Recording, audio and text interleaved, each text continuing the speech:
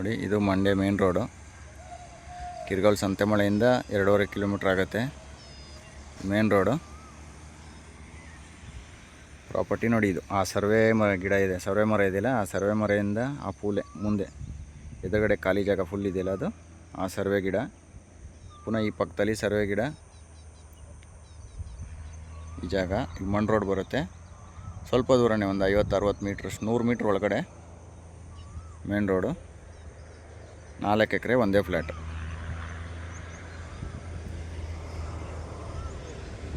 ಕಿರ್ಗೋಲ್ ಸಂತೆಮಳೆಯಿಂದ 2-2.5 kilometre ಆಗುತ್ತೆ. ಇದು Mandya main road, ಮಂಡ್ಯಕ್ಕೆ ಸೇರಿಕೊಳ್ಳುತ್ತೆ.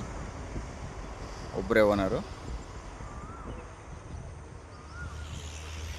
4 ಎಕರೆ ಇದೆ ಒಂದೇ ಫ್ಲ್ಯಾಟ್.